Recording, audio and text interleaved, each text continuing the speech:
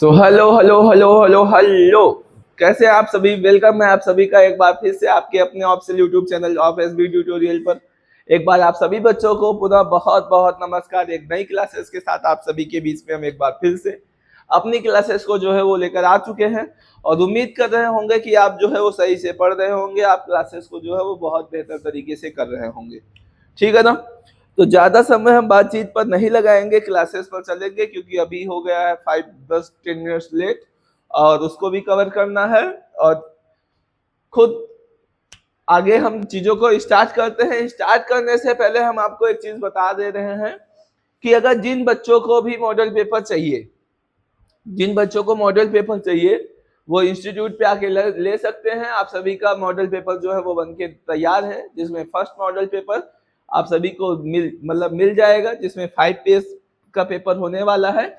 और आपको मान के चलिए बोर्ड तक हम 20 मॉडल पेपर देने वाले हैं और उन 20 मॉडल पेपर को आप पूरी तरीके से अगर तैयार कर लेने वाले हैं तो बोर्ड एग्जाम में उससे बाहर से कहीं भी क्वेश्चन आपको मिलने वाला नहीं है, ये हमारी गारंटी है। ठीक है ना? लेकिन उसके लिए आपको उन मॉडल पेपर को तैयार करना पड़ेगा अगर आप बोर्ड एग्जाम में बेहतर करना चाहते हैं तो। और अगर आप सभी को भी मॉडल पेपर चाहिए तो आप अपने इंस्टीट्यूट आ सकते हैं, SNT computer institute SB tutorial coaching classes में। कॉन्टेक्ट नंबर है, अगर आपको ऑनलाइन भी चाहिए तो आप 6386752584 पर आप विजिट कर सकते हैं, या फिर आप आए इंस्टीट्यूट पर घूम के जाएं और मॉडल पेपर लेके जाएं, बिल्कुल, है ना? तो ज्यादा समय ना लेते हुए हम क्लासेस को स्टार्ट करना चाहते हैं और क्लासेस को स्टार्ट करने से पहले जो चल रहा है उसके बारे में कुछ चंद लाइनें हैं जो एक कवि हैं हरिओम पवार जी, उनकी लिखी हुई है, जो हकीकत बतलाती है। उनके ऊपर लिखी गई ये कविता है कि कोई रूप नहीं बदलेगा सत्ता के सिंहासन का, कोई अर्थ नहीं निकलेगा बार बार निर्वाचन का, एक बड़ा खूनी परिवर्तन होना बहुत जरूरी है, अब तो भूखे पेटों का बागी होना मजबूरी है। अब भी रोज कहर के बादल फटते हैं झोपड़ियों पर, कोई संसद बहस नहीं करती भूखी अंतड़ियों पर, अभी भी महलों के पहरे पगडंडी की सांसों पर, शोक सभाएं कहाँ हुई है मजदूरों की लाशों पर। जनगणमन ये पूछ रहा है दिल्ली की दीवारों से, कब तक हम गोली खाएं सरकारी पहरेदारों से, सिंहासन खुद ही शामिल है अब तो गुंडागर्दी में, संविधान के हत्यारे हैं अब सरकारी वर्दी में। हम वो कलम नहीं जो बिक जाती दरबारों में, हम वो कलम नहीं जो बिक जाते हो दरबारों में, हम शब्दों की दीप सिखा है अंधियारे चौबारों में, हम वाड़ी के राजदूत हैं सच पर मरने वाले हैं, डाकू को डाकू कहने की हिम्मत करने वाले हैं। निर्धनता का खेल देखिए काला हंडी में जाकर, बेच रही है माँ बेटी को भूख प्यास से अकुलाकर, यहाँ बचपना और जवानी गम में रोज बुढ़ाती है, माँ बेटे की लाशों पर आंचल का कफन उठाती है। कोई भी निष्पक्ष नहीं है सब सत्ता के पंडे हैं, आज पुलिस के हाथों में भी अत्याचारी रंडे हैं, संसद के सीनों पर खूनी दाग दिखाई देता है, पूरा भारत जलियांवाला बाग दिखाई देता है। भयभीन होए ना प्रीत गोसाई रामायण सिखलाती है, राम धनुष के बल पर ही तो सीता लंका से आती है। जब सिंहासन की राजसभा में गीदड़ गाने लगते हैं तो हाथी के मुंह के गन्ने चूहे खाने लगते हैं। जब जुगनू के घर सूरज के घोड़े सोने लगते हैं तो केवल चुल्लू भर पानी सागर होने लगते हैं। सिंहों को म्याऊ कह दे क्या ये ताकत बिल्ली में है, बिल्ली में क्या ताकत होती कायरता दिल्ली में है। कहते हैं यदि सच बोलो तो प्राण गंवाने पड़ते हैं, कहते हैं यदि सच बोलो तो प्राण गंवाने पड़ते हैं, मैं भी सच्चाई गाकर शीश कटाने आया हूँ, घायल भारत की तस्वीर दिखाने आया हूँ। पकड़ गर्दने उनकी खींचो बाहर खुले उजाले में, चाहे कातिल 7 समंदर पार छुपा हो ताले में, उधम सिंह अब भी जीवित है ये समझाने आया हूँ, घायल भारत माँ की चीख सुनाने आया हूँ। करता हूँ क्लासेस को इसी के साथ स्टार्ट। और आज के हमारे लेक्चर में जो हमको पढ़ना है वो हमारा लेक्चर है गोलीय दर्पण के बारे में, कि गोलीय दर्पण हमारा क्या होता है, उसके बारे में हम लोगों को क्या करना है, आगे जो है वो पढ़ना है। तो गोलीय दर्पण को पढ़ने से पहले हम एक बार आप सभी को बता देते रहे हैं कि अगर क्लासेस को रेगुलर नहीं करोगे तो चीजें जो है आपको समझ में नहीं आएंगी, और रिवीजन बहुत जरूरी है। टाइम टाइम पे चीजों को रिपीट करते रहो, नहीं तो कुछ भी मतलब नहीं है। जिस प्रकार बाइक पे एक बार पेट्रोल डला लो तो बाइक पे बार बार पेट्रोल डलाना पड़ता है चलाने के लिए, ठीक उसी प्रकार से हमको भी माइंड में रिवीजन को करते रहना है टाइम टाइम पर, तभी चीजें समझ में आएंगी। अब देखिए गोलीय दर्पण क्या होता है, ध्यान देना। ऐसा दर्पण जिसका परावर्तक सतह कैसा हो, गोलीय हो, मतलब जिससे प्रकाश की किरण टकराने के बाद वापस हो जाए, वो सतह कैसा हो, अगर वो गोलीय हो परावर्तक सतह इस तरीके से, तो उसी को हम लोग जो है वो क्या कहते हैं, गोलीय दर्पण कहते हैं। क्लियर, कि ऐसा दर्पण जिसका जो परावर्तक सतह है वो गोलीय होता है। मतलब गोलीय कब होगा, जैसे ये मान लो कोई गोलीय दर्पण है तो ये खोखला गोला होगा, क्या होगा, खोखला गोला होगा, मतलब इसके अंदर वाली सतह पर क्या होगा, पॉलिश होगा।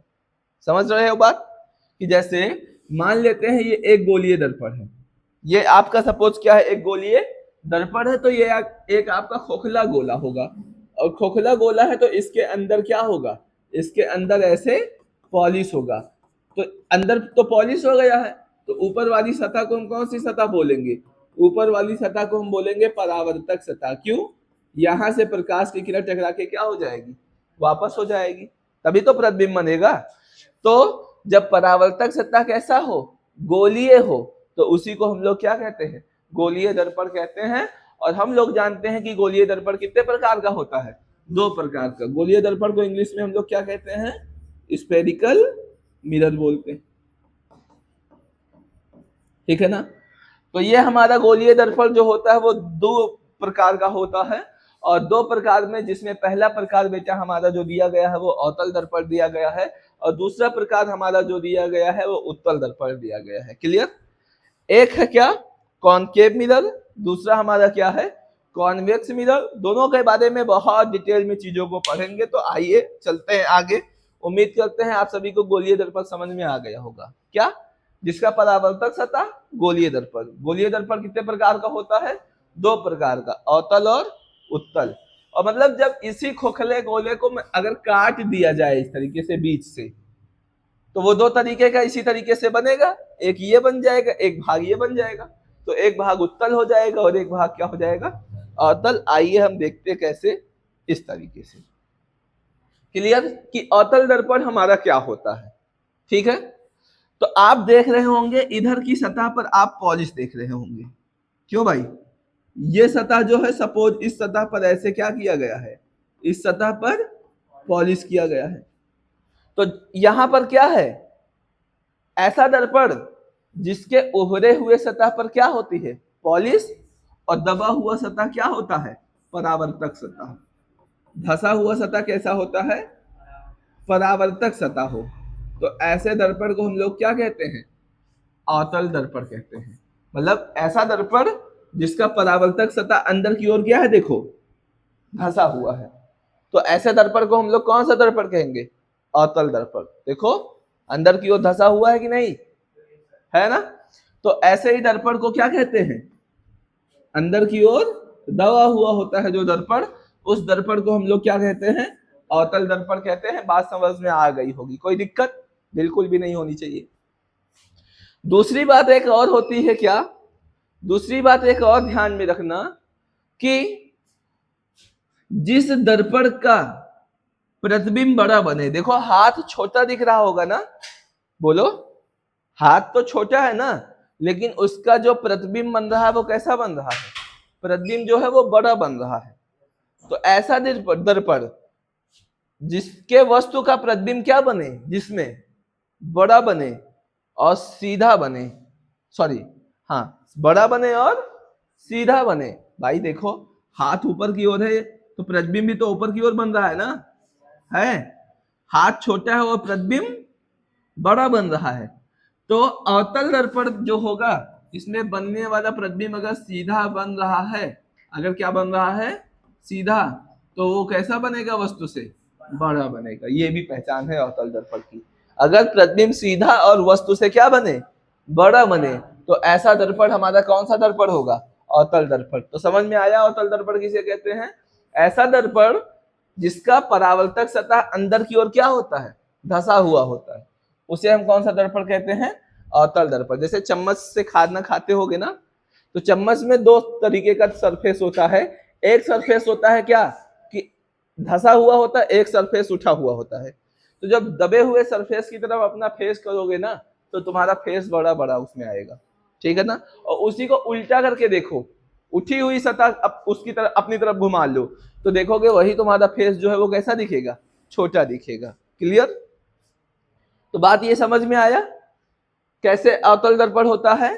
तो मतलब जब खोखले गोले को इस तरीके से क्या किया, आधे भाग में काट दिया ऐसे, तो बन गया, बोलो क्या क्या बन गया, अवतल दर्पण। और उभरे हुए सतह पर क्या कर दिया, ऐसे पॉलिश कर दिया, तो ये वही चीज है। क्लियर? बात समझ में आया? आगे बात करते हैं और चलते हैं उत्तल दर्पण की तरफ। उत्तल दर्पण हमारा क्या होता है? तो ऐसा दर्पण, अब देखो यहां पर अंदर धसे हुए सतह पर पॉलिश करनी है, यहां पर क्या करना है, दबे हुए सतह पर क्या करना है, पॉलिश। और उठी हुई सतह कैसी होनी चाहिए, परावर्तक सतह। उठी हुई सतह कैसी होनी चाहिए, ऐसा दर्पण जिसका परावर्तक सतह उठा हुआ होता है और दबे हुए सतह पर क्या होती है, पॉलिश होती है। उस दर्पण को हम लोग कौन सा दर्पण कहते हैं, उस दर्पण को हम लोग उत्तल दर्पण कहते हैं। क्लियर? बात समझ में आया? जिसमें उठे हुए सतह पर प्रकाश टकरा के वापस चली जाए और दबे हुए सतह पर क्या कर दें, पॉलिश लगा दें। तो ऐसे दर्पण को हम लोग क्या कहते हैं, उत्तल दर्पण। देखो यहाँ पर आवर्तक सतह कैसा है, उठा हुआ है, और जब उठा हुआ तो ऊ फॉर उठा और ऊ फॉर उत्तल। क्लियर? तो उठा उत्तल, धसा अवतल। क्लियर? बात समझ में आया? तो अवतल दर्पण किसे कहते हैं, जिसका परावर्तक सतह अंदर की ओर धसा हुआ होता है। उत्तल दर्पण किसे कहते हैं, जिसका परावर्तक सतह बाहर की ओर क्या होता है, उठा होता है। और यह हमेशा प्रतिबिंब को छोटा बनाता है। अगर उत्तल दर्पण है तो ये प्रतिबिंब हमेशा छोटा बनाएगा। और कैसा बनाएगा, अगर प्रतिबिंब सीधा बन रहा है और छोटा बन रहा है तो सीधा समझ लो उत्तल दर्पण होगा। और प्रतिबिंब अगर सीधा बन रहा है और बड़ा बन रहा है तो समझ लेना सीधा हमारा कौन सा दर्पण होगा, अवतल। जैसे देखा होगा गाड़ियों में जो बगल में शीशा लगा रहता है दर्पण, वो हमारा बड़ी बड़ी चीजों को पीछे छोटा दिखाता है ना भाई। जितनी बड़ी ट्रक आती है पीछे से क्या उतनी बड़ी रहती है, शीशे में तो, दर्पण में तो उतना बड़ा नहीं दिखता ना। बोलो, जैसे किसी भी बाइक में या किसी भी गाड़ी में साइड में जो मिरर लगा रहता है, वो पीछे जितनी बड़ी गाड़ी होती है क्या उतना बड़ा प्रतिबिंब बनाता है, नहीं, छोटा छोटा बनाता है। काय के लिए छोटा बनाता है, काय के लिए, इसलिए बनाता है कि जो गाड़ियां पीछे से आ रही, छोटा इसलिए बनाता कि आसानी से दिखाई दे जाए। नहीं पता चला एक गाड़ी आ रही इतनी बड़ी होती तो इतना बड़ा दर्पण में एक अकेला एडजस्ट कर लिया, दिखाई नहीं देगा, लाके कोई ठोक देगा पीछे से। इसीलिए पीछे से आने वाले बड़ी बड़ी वाहनों का जो प्रतिबिंब है छोटा बनता है। इसीलिए गाड़ियों में उत्तल दर्पण का यूज किया जाता है, क्योंकि ये प्रतिबिंब क्या बनाता है, छोटा और सीधा बनाता है। उल्टा बना देगा तो मसला हो जाएगा। ठीक है, आगे चलते हैं और देखते हैं आगे का क्या टॉपिक होने वाला है। तो अब हम दर्पण से संबंधित कुछ परिभाषाओं के बारे में पढ़ेंगे। क्या पढ़ेंगे, दर्पण से संबंधित कुछ महत्वपूर्ण परिभाषा के बारे में पढ़ने वाले हैं कि दर्पण से संबंधित कुछ महत्वपूर्ण परिभाषा हमारी क्या होती है। तो जैसे अगर अभी मैं बताऊं कि सपोज एक खोखला गोला है, क्या है, एक, सपोज मैं मान लेता हूं एक खोखला गोला इस तरीके से, ठीक है। सपोज इस तरीके से मैंने एक खोखला गोला लिया, तो बताओ इस खोखले गोले का केंद्र बीचों बीच में होगा कि नहीं, बोलो, बीचों बीच को हम लोग केंद्र कहते हैं कि नहीं। तो चाहे इसी को C लिखते हैं या इसी C को 2F भी लिखते हैं, कोई दिक्कत। इसी C को हम लोग क्या लिखते हैं, 2F। 2F को भी वक्रता केंद्र बोलते हैं और C को भी क्या बोलते हैं, वक्रता केंद्र बोलते हैं। क्लियर? तो ये हमारा क्या हो गया, ये हमारा जो है बीचों बीच में, ये हमारा क्या है, C है। अब बेटा अगर हम इसको दो भागों में काट देंगे, अगर इसको हम क्या करें, दो भागों में ऐसे काट दें, खोखला गोला है ना, बोलो, गोलीय दर्पण है कांच का खोखला गोला, और इस कांच के खोखले गोले को अगर दो भागों में इस तरीके से काट दूं, ठीक है। तो दो भागों को मैंने ऐसे काटा, तो भाई एक भाग देखो ये उठकर आ गया यहां आया, और दूसरा भाग उठकर ये चला गया यहां। क्लियर? तो हमको इस तरीके से दो भाग इसका मिल गया, इसको हम लोग सी मान लेते हैं यहां भी, और इसको भी हम लोग क्या मान लेते हैं, सी मान लेते हैं यहां भी, ठीक है, जिसको वक्रता केंद्र कहते हैं। 2f लिखने से अच्छा वक्रता केंद्र लिखते हैं, ठीक है। अब ये जो दर्पण देख रहे हो ये कौन सा है, अवतल। क्यों, क्योंकि इधर उठे हुए सतह पर क्या है, पॉलिश। तो बताओ बीचों बीच का बिंदु क्या कहलाएगा, ध्रुव। क्या कहलाएगा, ध्रुव। तो अगर यहां पर भी बेटा मैं ऐसे क्या कर दूं, पॉलिश कर दूं, तो पॉलिश कर दूंगा तो ये सतह यहां पर क्या कहलाएगा, ये यहां पर क्या कहलाएगा, ध्रुव। मतलब किसी भी दर्पण का जो मध्य बिंदु होता है, बीचों बीच का बिंदु, दर्पण का जो मध्य बिंदु होगा वो क्या कहलाएगा, ध्रुव कहलाता है, ठीक है। तो चाहे वह अवतल हो चाहे उत्तल, दोनों के लिए जो मध्य बिंदु होगा वो क्या कहलाएगा, ध्रुव कहलाएगा। तो ऐसा मतलब किसी भी गोलीय दर्पण का जो मध्य बिंदु होता है वो क्या कहलाता है, ध्रुव। और ये सी है वक्रता केंद्र, सी क्या है, वक्रता केंद्र। तो बताओ ये कौन सा दर्पण होगा, ये उत्तल, इधर वाला क्या बनेगा, अवतल। तो बताओ उत्तल दर्पण के लिए वक्रता केंद्र इधर होगा कि नहीं, जो उत्तल होगा इसके लिए वक्रता केंद्र इधर होगा ना, और अवतल के लिए वक्रता केंद्र किधर होगा, इधर की ओर होगा। क्लियर। तो किसे कहते हैं वक्रता केंद्र, अगर वक्रता केंद्र की बात करें तो वक्रता केंद्र किसे कहते हैं, सी किसे कहते हैं। तो जिस खोखले गोले को काट कर अवतल दर्पण और उत्तल दर्पण बनाया जाता है, क्या, कि जिस खोखले गोले को काट कर अवतल और उत्तल दर्पण बनाया जाता है, उस खोखले गोले का जो केंद्र है वो कहलाता है दर्पण का वक्रता केंद्र। समझ में आया। जिस खोखले गोले को काट कर अवतल और उत्तल दर्पण बनाया जाता है उसका केंद्र कहलाता है क्या, सी, दर्पण का वक्रता केंद्र, जिसको किससे लिखते हैं, सी से लिखते हैं। समझ में आया। अब देखो ये P है ना, और ये क्या है, C। P और C को जो मिलाने वाली ये सीधी रेखा देख रहे हो, क्या देख रहे हो, सीधी रेखा जो देख रहे हो, यहां भी P और C को मिलाने वाली जो सीधी रेखा देख रहे हो, तो उस सीधी रेखा को हम लोग बेटा पता है क्या बोलते हैं, मुख्य अक्ष। क्या बोलते हैं, मुख्य अक्ष। मतलब P और C को मिलाने वाली जो रेखा होती है वो हमारी क्या कहलाती है, मुख्य अक्ष कहलाती है। क्लियर। तो बताओ P और C को मिलाने वाली रेखा यहाँ मुख्य अक्ष है, तो क्या यहाँ पर मुख्य अक्ष नहीं होगी, बिल्कुल होगी। समझ में आया। अब F है, F मतलब मुख्य फोकस, किसे कहते हैं, तो ये मुख्य अक्ष था ना, और मुख्य अक्ष का मध्य बिंदु जो है वो मुख्य फोकस कहलाता है। तो यहां भी मुख्य अक्ष है ना, और मुख्य अक्ष का जो मध्य बिंदु है वो क्या कहलाता है, मुख्य फोकस कहलाता है, जिसको F से रिप्रेजेंट करते हैं। क्लियर। तो आइए देखते हैं क्या क्या चीजें हैं डिफिनेशन में। तो जिसमें सबसे पहला डिफिनेशन जो दिया गया है वो ध्रुव का दिया गया है। क्या दिया गया है, ध्रुव का। और अभी अभी बताया था किसी भी दर्पण के परावर्तक पृष्ठ के केंद्र बिंदु को ध्रुव कहते हैं। भाई देखो परावर्तक पृष्ठ ये है ना, और उस परावर्तक पृष्ठ का केंद्र यही तो होगा ना भाई, परावर्तक पृष्ठ ये होगा और इसका केंद्र ये होगा, तो उसी को हम लोग क्या कहते हैं, ध्रुव कहते हैं। और यह दर्पण की कहाँ होता है, दर्पण की सतह पर स्थित होता है, दर्पण की सतह पर स्थित होता है। क्लियर। आगे बात करते हैं, देखते हैं और क्या होता है। और इसको लिखते किससे हैं, इसको P से लिखा जाता है। ध्रुव को शॉर्ट फॉर्म में किससे लिखते हैं।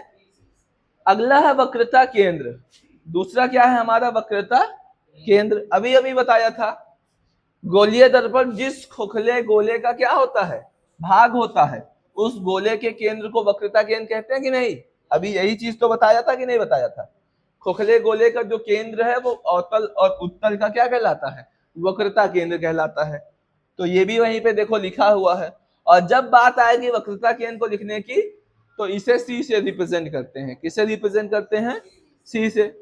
और उत्तल दर्पण में यह दर्पण के पीछे और अवतल दर्पण में यह सामने होता है। अवतल दर्पण में सामने, उत्तल दर्पण में पॉलिश के पीछे। ठीक है, आगे चलते हैं, देखते हैं क्या है। अब वक्रता त्रिज्या है, क्या है, वक्रता त्रिज्या किसे कहते हैं, ध्यान देना। ये ध्रुव है ना, बोलो, और ये केंद्र है, ध्रुव और वक्रता केंद्र को मिलाने वाली रेखा को मुख्य अक्ष भी कहते हैं और साथ में वक्रता त्रिज्या भी कहते हैं। मतलब ध्रुव से वक्रता केंद्र तक की दूरी जो होती है उससे हम वक्रता त्रिज्या कहते हैं। क्लियर? क्या हुआ दिव्यांशी, नींद लग रही क्या? हमको तो लग रहा है। तो दर्पण का जो ध्रुव हो गया और वक्रता केंद्र के बीच की जो दूरी होती है उसको हम लोग क्या कहते हैं? वक्रता त्रिज्या कहते हैं। और यह उस गोले की त्रिज्या है जिससे दर्पण का निर्माण हुआ है। क्या बात है कि यह इसी को तो कहते हैं त्रिज्या ना, वक्रता त्रिज्या। और जिससे इस गोले का निर्माण हुआ है, मतलब जिससे इस दर्पण का क्या हुआ है? निर्माण, ये उसकी त्रिज्या है। और उसी त्रिज्या को क्या बोलते हैं? वक्रता त्रिज्या बोलते हैं। ठीक है, आगे चलते हैं। अब देखिए मुख्य अक्ष अभी बताया था, मुख्य अक्ष किसे कहते हैं? तो P और C से होकर गुजरने वाली सीधी रेखा को हम लोग क्या कहते हैं? मुख्य अक्ष। काल्पनिक रेखा होती है, क्या होती है? सीधी काल्पनिक रेखा को क्या कहते हैं? मुख्य अक्ष। अभी बताया है, बोलो क्या बताया था? अभी बताया था ना, P और C से मिलाने वाली जो सीधी रेखा होती है इसी को मुख्य अक्ष कहते हैं और ये एक काल्पनिक रेखा होती है। ठीक है, आगे चलते हैं और देखते हैं।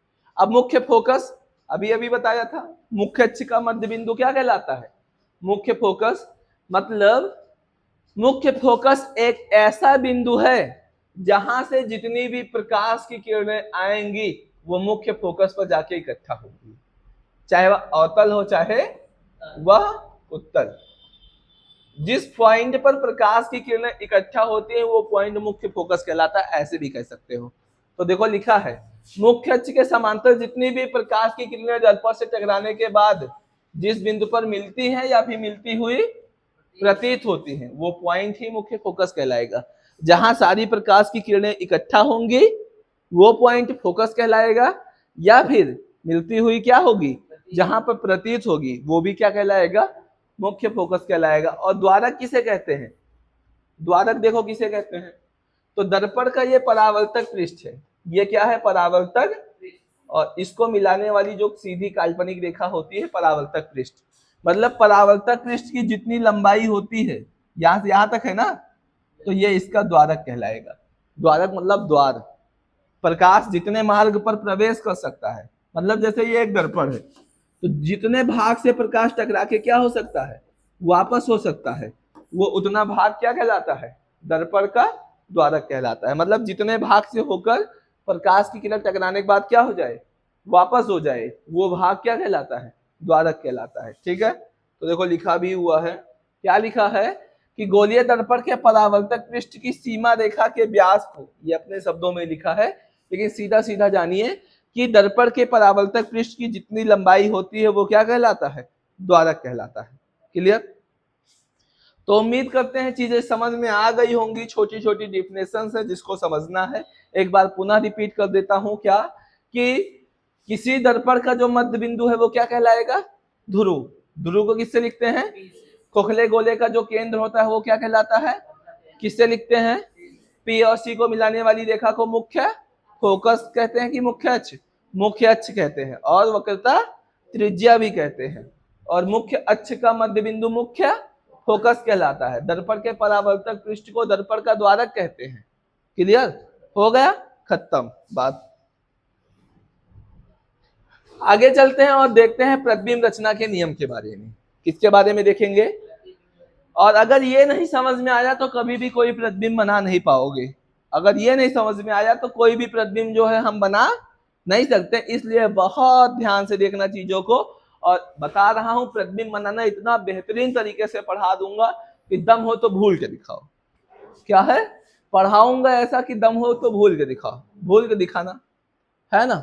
तो डायलॉगबाजी सिर्फ नहीं, डायलॉग नहीं होता है, ये सब हकीकत बता रहे हैं।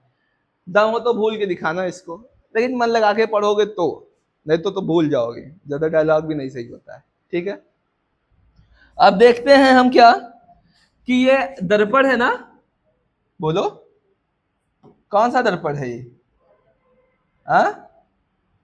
कौन सा दर्पण है ये? उत्तल। पॉली स्क्वायर दू ना पहले,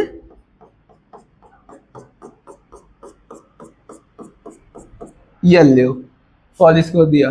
तो यहां भी हम लोग क्या करेंगे,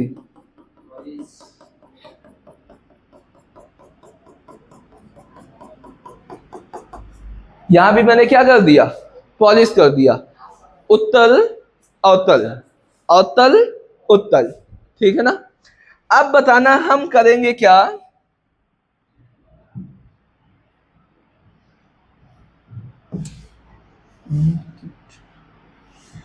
ठीक है। अब इस दर्पण का बताओ मध्य बिंदु क्या होगा, यहां पर ध्रुव होगा कि नहीं, नहीं होगा क्या, होगा कि नहीं, होगा ना। यहाँ नियम थोड़े बदल जाएगा, अब ये जो बता दिया इसको हमेशा जानकारी रखना। तो यहां भी ये क्या होगा, होगा, ठीक है।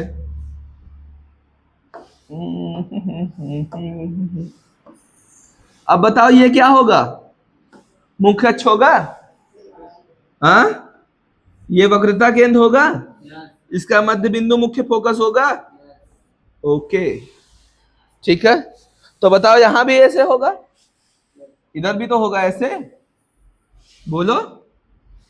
तो ये क्या होगा, ये क्या होगा, वक्रता केंद्र, ये मुख्य अक्ष और ये मुख्य फोकस। तो ये है उत्तल दर्पण और वो है क्या, अब एक बात जानकारी में रखना, उत्तल दर्पण में प्रकाश की किरणें प्रतीत होंगी और अवतल दर्पण में प्रकाश की किरणें वास्तव में मिलेंगी, ठीक है। अब मैं ले चलता हूं क्या, प्रकाश की किरण, ठीक है, लाता हूं कोई प्रकाश की किरण। देखो ये मुख्य अक्ष है, ये क्या है, मुख्य अक्ष। और जब कोई प्रकाश की किरण मुख्य अक्ष के समांतर आएगा, ऐसे मुख्य अक्ष के समांतर ऐसे आएगा, तो दर्पण से टकराएगा, टकराएगा कि नहीं टकराएगा, तो पता है टकराने को बोलते हैं परावर्तन की घटना। जहां प्रकाश की किरण टकराएगा तो यहां हम बोलेंगे क्या हो रहा है, परावर्तन होगा, ठीक है। तो परावर्तन की घटना के बाद पता है क्या होगा, ये प्रकाश की किरण फोकस से होकर चली जाएगी, कहां से होकर चली जाएगी, मुख्य फोकस से होकर चली जाएगी। पहला रूल समझ में आया, हमारा ये पहला रूल है कि यदि कोई प्रकाश की किरण मुख्य अक्ष के समांतर आएगी, दर्पण से टकराएगी तो फोकस से जाएगी, सामने से ये फोकस से जाइए, ठीक है ना। तो पहला रूल हो गया, यदि कोई प्रकाश की किरण मुख्य अक्ष के समांतर दर्पण से टकराती है तो परावर्तन के बाद मुख्य फोकस से होकर चली जाती है। तो उत्तल दर्पण में यही रूल क्या होगा, उत्तल दर्पण में भी अगर प्रकाश की किरण ऐसे मुख्य अक्ष के समांतर आएगी, मतलब सामने से आएगी, तो इसमें पता है बेटा क्या होगा, इसमें प्रकाश की किरण, इधर पॉलिश लगा है, पॉलिश इसलिए लगाते हैं ताकि प्रकाश अंदर जाने ना पाए, तो यहां पर ऐसा नहीं होगा। तो यहां प्रकाश की किरण जो है वो फोकस से जाती हुई प्रतीत होगी, फोकस से जाती हुई प्रतीत होगी, समझ में आया, कोई दिक्कत। और ये दरअसल ये प्रकाश ऐसे टकरा के वापस हो जाएगा, ऐसे, यही प्रकाश की किरण ऐसे टकरा के क्या हो जाएगी, यही प्रकाश की किरण ऐसे टकरा के वापस हो जाएगी। तो जो टकरा के वापस चली गई किरण ऐसे, तो उसी को पीछे बढ़ा लेंगे तो फोकस से जाती हुई प्रतीत होगी, ठीक है। उत्तल दर्पण में आएगा तो फोकस से ऐसे डैश डैश करके खींचेंगे, क्यों, जाती नहीं है, जाती हुई क्या होगी, प्रतीत, क्यों, क्योंकि पॉलिश लगा है और पॉलिश का काम होता है प्रकाश को जाने से रोक देना, समझ में आया। अब दूसरा रूल कहता है क्या, दूसरा रूल यह कहता है, क्या कहता है कि अगर कोई प्रकाश की किरण, बताओ मुख्य अक्ष के समांतर आया है तो कैसे गया है, फोकस से। अगर कोई प्रकाश की किरण फोकस से आएगा तो ऐसे सामने से जाएगा, ठीक है, मुख्य अक्ष के समांतर जाएगा, कोई दिक्कत, बोलो, कोई दिक्कत। क्या कहा कि अगर कोई प्रकाश की किरण मुख्य अक्ष के समांतर आया है तो फोकस से जाएगा, ठीक है, और अगर कोई प्रकाश की किरण मुख्य फोकस से आया है तो मुख्य अक्ष के समांतर जाएगा, क्लियर। सामने से आया समांतर तो फोकस, फोकस तो समांतर, दूसरा रूल हो गया, ठीक है। अब यहां देखो फोकस से तो प्रकाश की किरण जा नहीं सकती है, नहीं जा सकती ना, तो यहां कोई मसला नहीं है। ठीक है, अब तीसरा रूल क्या कहता है, ये हो गया रूल नंबर सेकेंड। तीसरा रूल की बात करता हूं। अगर मैं तीसरे रूल की बात करूं, ठीक है, अगर हम तीसरे रूल की बात करें तो तीसरा रूल हमारा क्या होगा, समझिएगा। अगर कोई प्रकाश की किरण दर्पण के वक्रता केंद्र से होकर जाएगी, कहां से होकर जाएगी, वक्रता केंद्र से, ठीक है, तो जैसे ये आई, सम्मान पूर्वक उसी दिशा में लौट जाएगी, सी से टकराएगी तो उसी दिशा में क्या हो जाएगी, वापस लौट जाएगी। इस रूल को याद करके रखिएगा, क्यों, प्रतिबिंब बनाने के लिए। और एक चौथा रूल और है, उसको भी समझ लीजिएगा ध्यान से। चौथा रूल हमारा क्या होगा, ठीक है, उसको भी देख लीजिए। चौथा रूल ये कहता है कि अगर कोई प्रकाश की किरण दर्पण के ध्रुव से टकराती है, कहां से टकराती है, दर्पण के ध्रुव से, तो जितना कोण बना के ये आया है उतना ही कोण बना के ये क्या होगा, उतना ही कोण बना के ये वापस लौट जाएगा उसी माध्यम में। और यहां पर ये कोण भी दोनों आपस में क्या होंगे, दोनों कोण आपस में क्या होंगे, बोलो, ये आई हो जाएगा और ये क्या हो जाएगा, आर। और यहां पर जो मुख्य अक्ष है ये अभिलंब का काम करेगा, जो मुख्य अक्ष है ये किसका काम करेगा, अभिलंब का। तो बताओ रूल समझ में आया। क्या बताया कि सेम जो यहां हुआ वही चीज यहां होगा, बस यहां प्रतीत होगा और यहां वास्तव में होगा।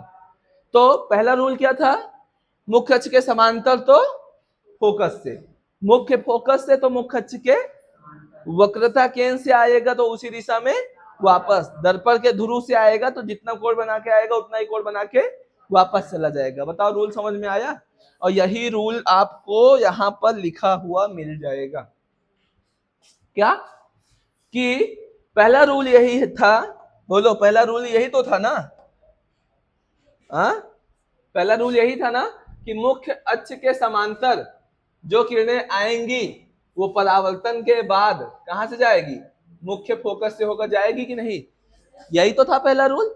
दूसरा रूल क्या बताया कि मुख्य फोकस से होकर गुजरने वाली जो प्रकाश किरण है वो परावर्तन के बाद कहां से जाएगी, मुख्य अक्ष के समांतर जाएगी। बताओ बात समझ में आया, यही था कि नहीं। बताया था वक्रता केंद्र से होकर गुजरने वाली जो किरण है वो उसी मार्ग पर क्या हो जाती है, वापस लौट जाती है, जैसे आई थी वैसे।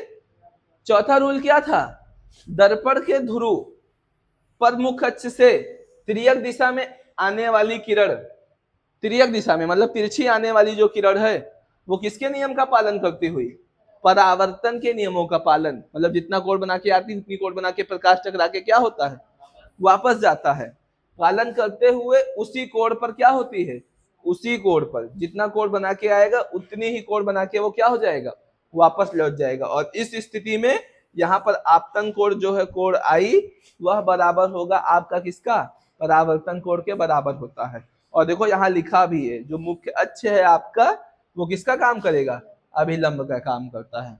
तो बताओ चारों रूल इसी में इंक्लूड है कि नहीं, आ गया बात समझ में। तो हम बारी बारी से अवतल दर्पण से एक बार प्रतिबिंब बनाना के बारे में पढ़ेंगे, एक बार हम लोग अवतल दर्पण से प्रतिबिंब बनाना सीखेंगे और एक बार हम लोग किससे बनाना सीखेंगे, उत्तल दर्पण से प्रतिबिंब बनाना सीखेंगे कि अवतल दर्पण प्रतिबिंब कैसे बनाता है इसके बारे में। ठीक है, तो आइए चलते हैं सीधा, ठीक है, क्या करते हैं, सीधा चलते हैं इस तरीके से, ठीक है, और देखते हैं कि अवतल दर्पण से जो है प्रतिबिंब वो कैसे बनता है। आइए उसके बारे में हम लोग देखते हैं। तो सबसे पहली हेडिंग जो हम लोग की होगी वो अवतल दर्पण से प्रतिबिंब के बनने के बारे में जानेंगे। क्या जानेंगे, सबसे पहले हम ये जानेंगे कि अवतल दर्पण से प्रतिबिंब का बनना कैसे होता है।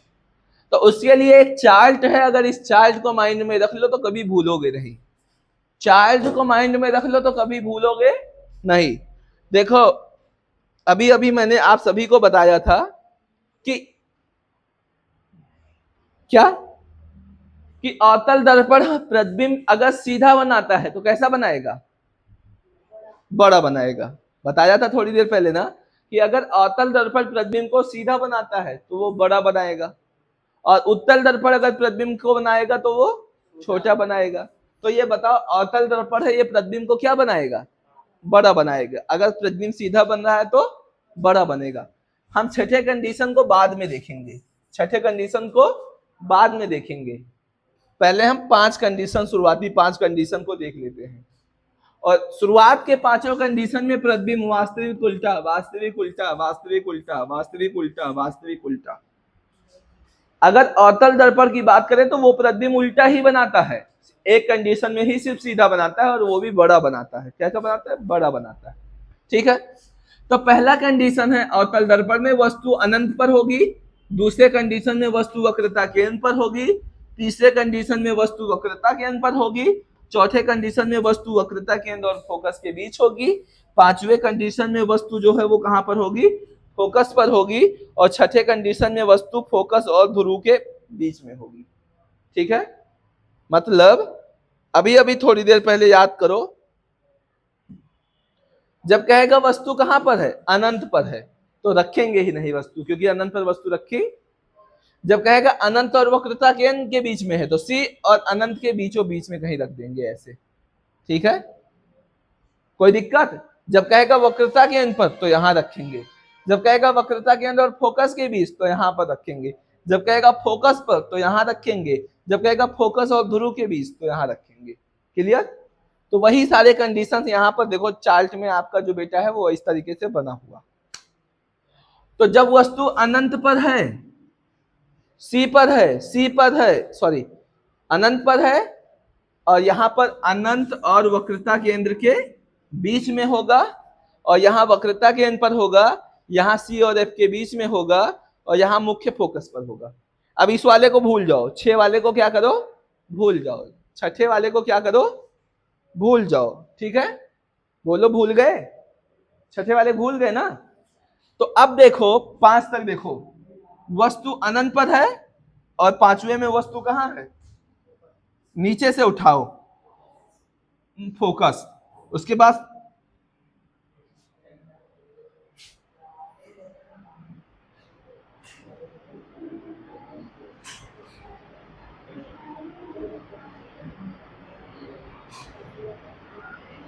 ठीक है, क्या कि देखो सबसे ऊपर सबसे नीचे मुख्य फोकस लिखा है ना, तो बताओ वही मुख्य फोकस यहां है कि नहीं?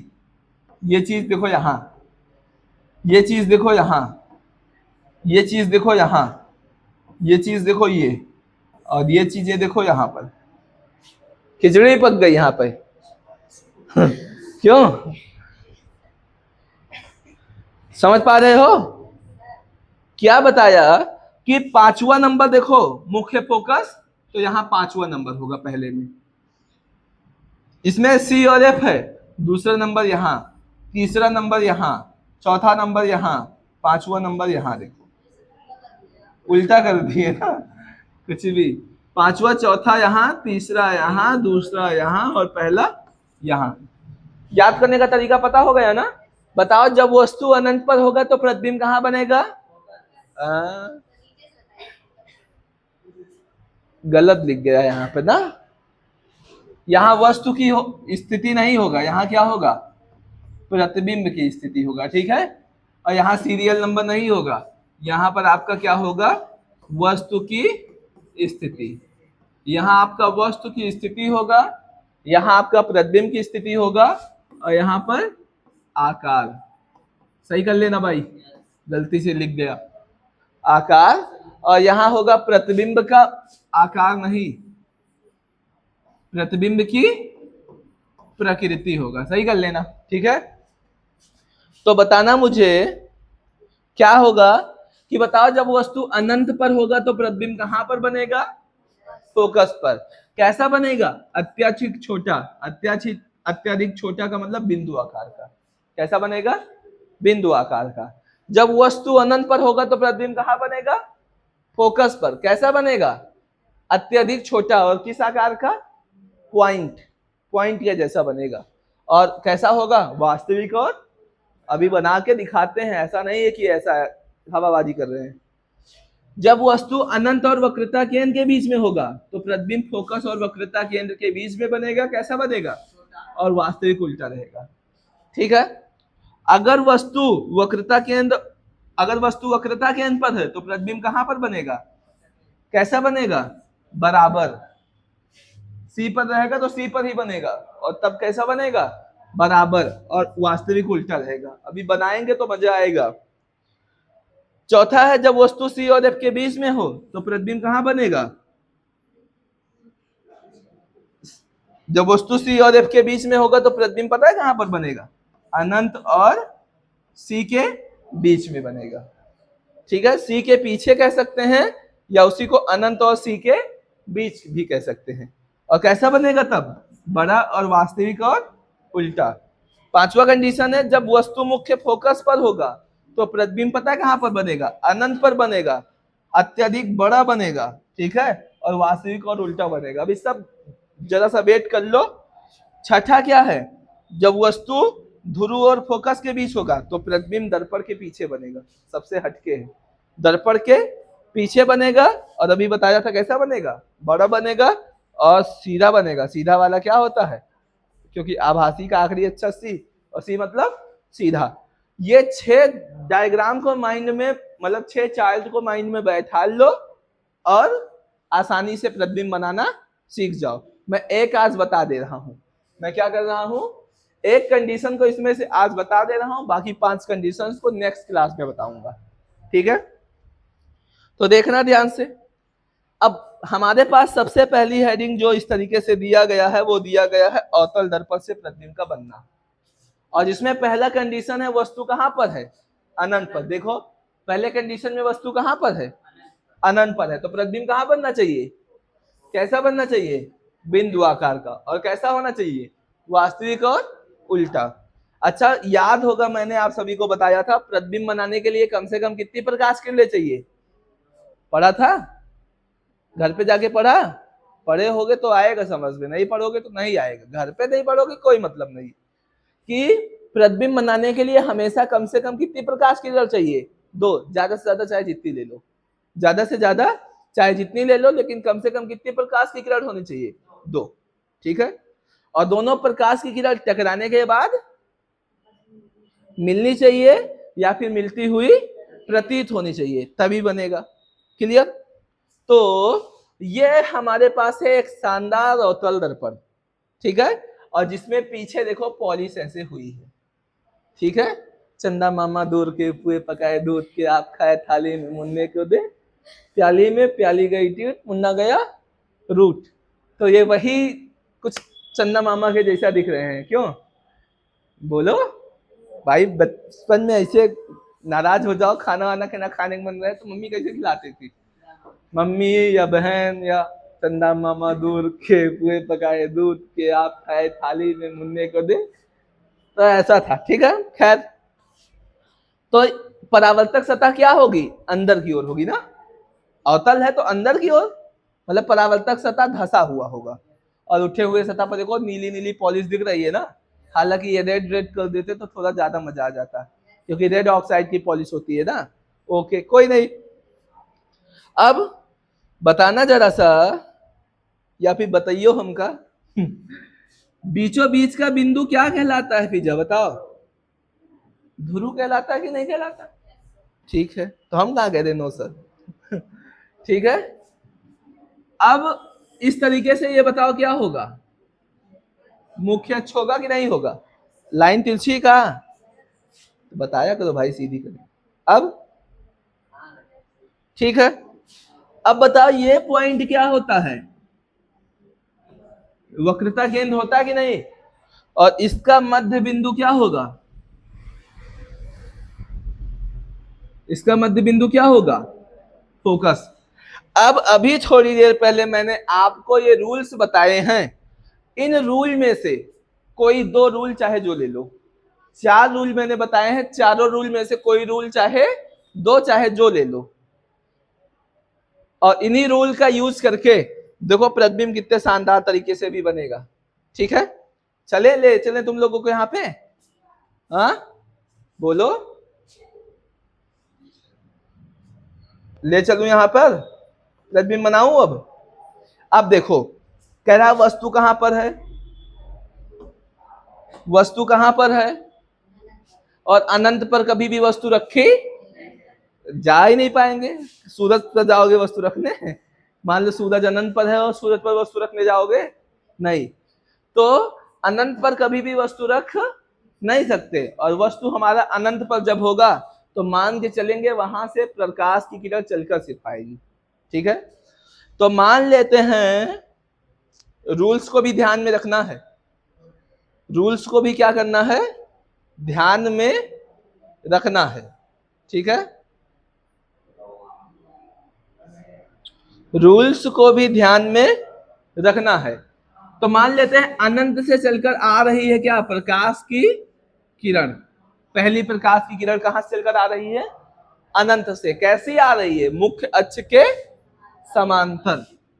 तो बताओ बेटा, टकराने के बाद कहां से जाएगी, रूल अभी यही रूल तो पढ़े थे ना, क्यों हर्ष, यही तो बताए ना।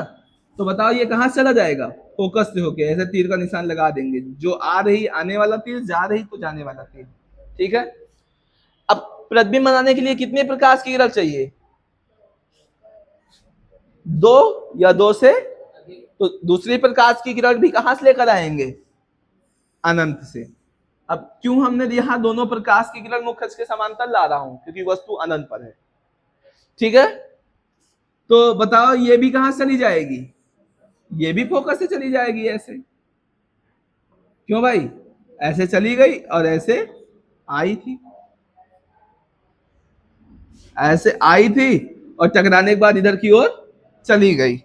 तो बताओ दोनों प्रकाश की किरण टकराने के बाद, देखो अभी बताया था टकराने के बाद मिलनी चाहिए तभी बनेगा क्या, प्रतिबिंब। तो देखो ये प्रकाश की किरण आई टकराने के बाद ये गई, ये प्रकाश की किरण आई टकराने के बाद ये गई। तो बताओ दोनों कहां पर मिल रहे हैं, फोकस पर। और जहां यहीं पर मिला तो यहीं पर क्या बन गया, कैसा बना, बिंदु आकार का। कैसा बना, बिंदु आकार का। तो बताओ वस्तु कहां पर है, अनंत पर। प्रतिबिंब कहां पर बना, कैसा बना, बिंदु आकार का। वास्तव में मिल रही है ना, तो वास्तविक, और वास्तविक हमेशा क्या होता है, उल्टा। तो देखो यहां से वस्तु कहां पर था, प्रतिबिंब कहां पर बना था, फोकस पर। बताओ बना कि नहीं बना, बना।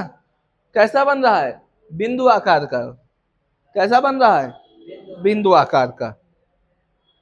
वास्तविक और उल्टा, वास्तव में मिल रही ना, तो वास्तविक है तो क्या होगा, उल्टा होगा।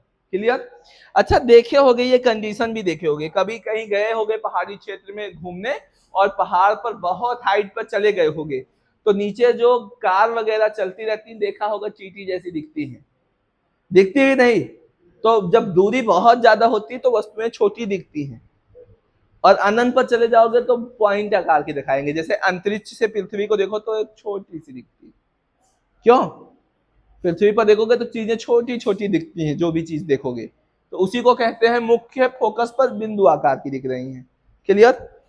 तो हम लिखेंगे यहां बहुत सुंदर तरीके से, किस तरीके से, सुंदर तरीके से लिखेंगे। यहां पर हम सबसे पहले क्या, वस्तु की स्थिति लिखूंगा कि नहीं लिखूंगा, वस्तु की स्थिति। उसके बाद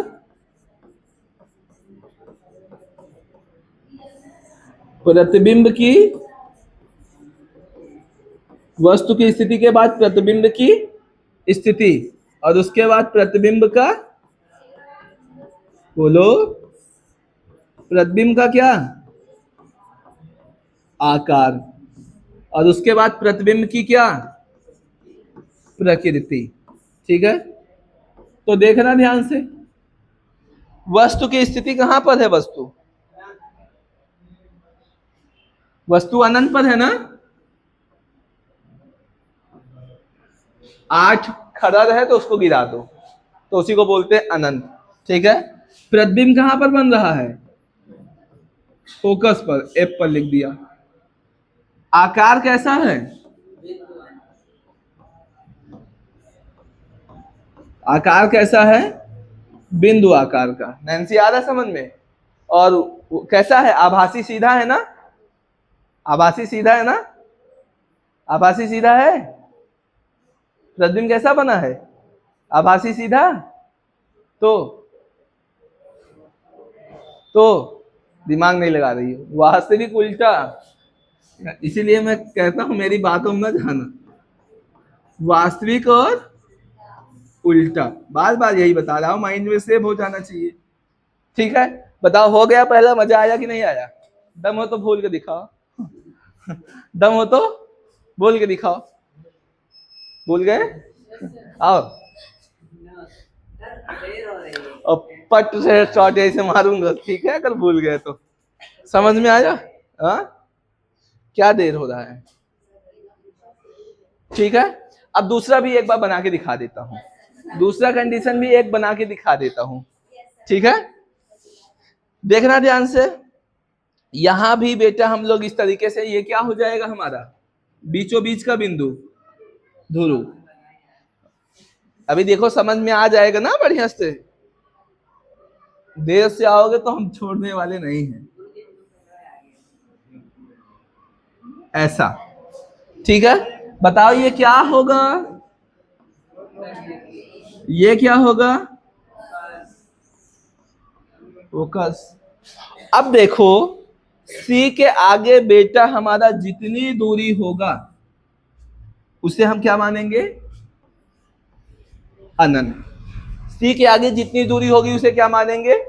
और अनंत पे कभो वस्तु रखी नहीं जाती है। अब बताओ यहां वस्तु कहां पर है? C के पीछे कह रहा है ना, और या फिर अनंत और वक्रता केंद्र के बीच में। तो C के पीछे का मतलब, C के पीछे मतलब इधर। तो एक वस्तु रखते हैं हम, क्या रखते हैं? एक वस्तु इस तरीके से रखते हैं, ये। ठीक है? अरे ठीक है, कसम खाए हो। और इस वस्तु को मान लिया A और क्या? B। वस्तु को मान लिया A और क्या? B। अगर ये रूल सही है तो यहां ऐसा बनना चाहिए, नहीं तो कसम बंदूक की। ठीक है, तो चलता हूं, देखता हूं, बनाता हूं कैसे बनता है। हमको कुछ आता नहीं, हमको कुछ आता नहीं, बस बना डालता हूं ऐसे जैसे, पता नहीं कैसे बन जाता है। देखो तुम लोग को भी नहीं आ रहा ना, तो मुझे भी नहीं आ रहा है। देखो कैसे बनता है, बस कैसे बनता है मुझे जो रूल्स है वही पता है। मुझे नहीं पता कि ये कैसे बनता है, बस रूल्स पता है, उसी रूल्स के थ्रू बना लेंगे। कौन सा रूल? सामने से आएगी फोकस से जाएगी, फोकस से आएगी सामने से जाएगी, सी से आएगी वैसे जाएगी, पी से आएगा जैसे आया वैसे जाएगा, कोड बना के बराबर बराबर। ठीक है, ऐसा याद कर लो। तो कोई दो रूल उठाना है प्रतिबिंब बनाने के लिए, कोई दो रूल उठाना है। मैं पहला रूल हमेशा यही यूज करता हूं, मेरा फेवरेट है, कि जब प्रकाश की किरण मुख्य अक्ष के समांतर आएगा तो फोकस से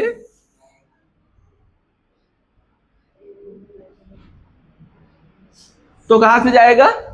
फोकस से जाएगा। बोलो कोई दिक्कत? पढ़े हो ये रूल कि नहीं? हर्ष पढ़े हो कि नहीं?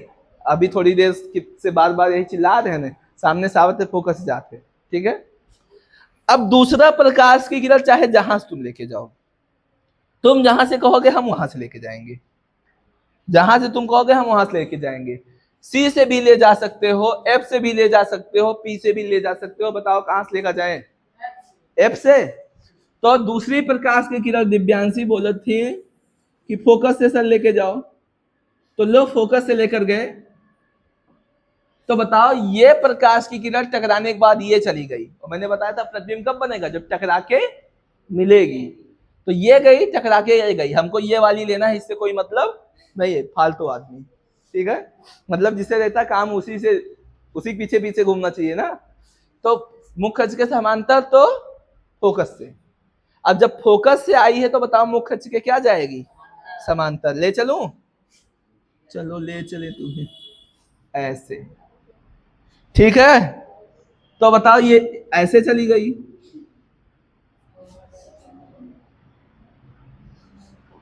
गई कि नहीं गई? ये इस तरीके से चली गई। अब बताओ टकराने के बाद, ये टकराने के बाद ये आ रही है, ये टकराने के बाद ये आ रही है, ये आई टकराने के बाद, देखो ये यहां, और ये आई देखो टकराने के बाद देखो यहाँ, अरे बन गया प्रतिबिंब, यहाँ पर क्या बन गया, प्रतिबिंब बन गया। अब देखो करना क्या है, करना क्या है, यहाँ वस्तु ऊपर की ओर था तो यहाँ वस्तु क्या है, नीचे की ओर है, ऐसे, ठीक है। तो अब मैं क्या लिखूंगा, बी ऊपर है ना, देखो तीर, यहाँ तीर किधर की ओर है, बी नीचे है, यहाँ ए क्या है, ऊपर।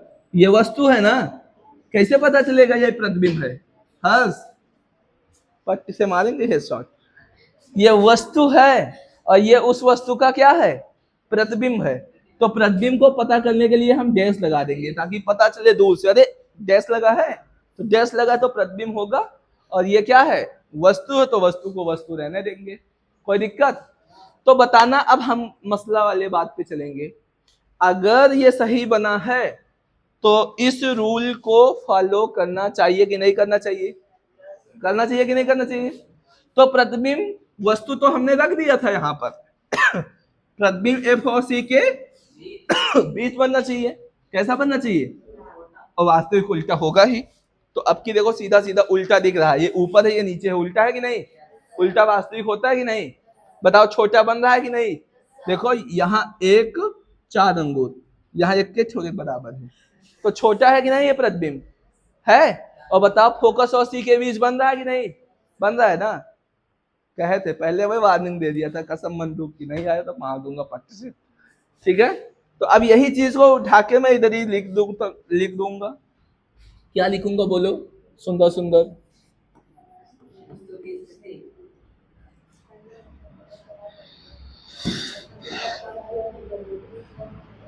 क्या लिखूंगा, वस्तु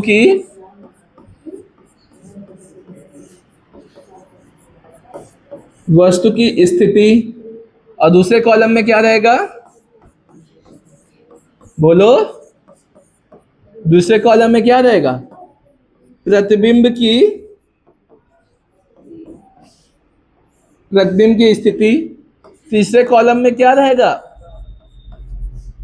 प्रतिबिंब का, और चौथे कॉलम में क्या रहेगा, प्रकृति। लक्ष्मी, प्रकृति तो अवतल में क्या होता है, उल्टा वास्तविक। आकार बड़ा बन रहा है ना, आकार कैसा बन रहा है, वस्तु से छोटा। प्रतिबिंब की स्थिति, वक्रता केंद्र और फोकस के बीच, शॉर्ट फॉर्म में हम इसी को लिखेंगे सी व एफ के बीच। तुम लोग पूरा पूरा लिखना पेपर में, नहीं तो फिर पता चले हम कहते हैं सी और एफ के बीच, क्वेश्चन पूछा वक्रता केंद्र और फोकस के बीच प्रतिबिंब बनाओ, ठीक है। और वस्तु कहाँ है, अनंत और वक्रता केंद्र के बीच, ऐसा भी लिख सकता है, या आप लोग लिख देना अनंत और वक्रता केंद्र के बीच में। तीसरा भी ऐसे बना के दिखाता हूं, ठीक है, ठीक है। तो आज की क्लासेस को हम यहीं पे समाप्त करेंगे और उम्मीद करेंगे आप सभी को मजा आया होगा। मजा नहीं आया तो हम क्या कर सकते हैं, मैं सिर्फ पढ़ा सकता हूँ, पढ़ना तो आप लोग को है, ठीक है ना। और अगर आप बेहतर तरीके से माइंड को कंसंट्रेट करके नहीं पढ़ेंगे, दिमाग यहाँ के अलावा कहीं और रहेगा, तो आपको चीजें बेटा समझ में आने वाली नहीं है। क्योंकि यहाँ पढ़ाई सिर्फ पढ़ाया नहीं जाता है, चीजों को आसान शब्दों में बनाया जाता है कि चीजें जितनी भी डिफिकल्ट हो चीजें उतनी ही आसान कर दूं। और उसके बाद भी अगर आप नहीं समझ पा रहे हैं तो इससे आसान आपको फिजिक्स शायद से मिलने वाली है। आप, ये तो मेरा प्लेटफॉर्म अभी काफी छोटा है, तो आप लोगों को डाउट होता होगा कि यहाँ से पढ़ के मजा आएगा कि नहीं आएगा। तो जो पढ़े हैं उनसे पूछिए मजा आ रहा है कि नहीं आ रहा है। बाकी किसी बड़े कोचिंग्स वगैरह की मैं बराबरी नहीं करना चाहता, क्योंकि जब किसी के लेवल की ना हो तो उसकी बराबरी भी करनी नहीं चाहिए। लेकिन अब ये डिपेंड करता है बच्चों पर कि कितने बेहतरीन तरीके से पढ़ रहे हैं और कितना सपोर्ट कर रहे हैं। जैसे मैं अभी क्या था, 2 दिन पहले इंस्टाग्राम की आईडी बैन हो गई, पुरानी वाली दोनों, फेसबुक की आईडी बैन हो गई, और व्हाट्सएप जिस नंबर से चलता था वो भी बैन हो गया। समथिंग प्रॉब्लम, पता नहीं क्या प्रॉब्लम था, चली गई। बताओ, इतने दिनों की मेहनत, इतनी सारी पोस्ट, सब कुछ डिलीट हो गया। अब बताओ क्या कर सकता हूँ। इतना मेहनत करने के बाद पोस्ट पर व्यूज जाना चालू होता है और उसके बाद फेसबुक आईडी बैन कर देता है, इंस्टाग्राम आईडी बैन कर देता है, व्हाट्सएप आईडी बैन कर देता है। तो तकलीफ तो होती है, लेकिन अब क्या कर सकते हैं, कब तक आईडी बैन होगी जब तक आईडी बैन करेंगे हम आईडी बनाते रहेंगे, वो आईडी बैन करते रहेंगे हम आईडी बनाते रहेंगे। आ गई आईडी वापस तो ठीक है, नहीं नई आईडी आप लोग सर्च करिएगा और उसको फॉलो कर लीजिएगा। एक बार फिर से आप सभी के सपोर्ट की आवश्यकता है, अगर कर देंगे तो ठीक है, नहीं करेंगे तो आपसे बहुत ज़्यादा रिक्वेस्ट नहीं करेंगे, क्योंकि ये डिपेंड आप पे करता है कि आप उसको फॉलो करके शेयर कर रहे हैं सभी के पास या नहीं। तो आज की क्लासेस को हम यहीं पे समाप्त करेंगे। उम्मीद करेंगे आपको क्लासेस बहुत बेहतरीन लगी होंगी। अगर आपको क्लासेस बेहतरीन लगी होंगी तो चलते हैं, क्लासेस को यहीं पर समाप्त करते हैं। आप सभी दोस्तों को बहुत बहुत, बच्चों को बहुत बहुत नमस्कार। जय हिंद, वंदे मातरम। करते हैं एक नई क्लासेस के साथ, मिलते हैं नेक्स्ट डे एक बार फिर से। तब तक के लिए आप सभी को tata bye bye. Thank you sir.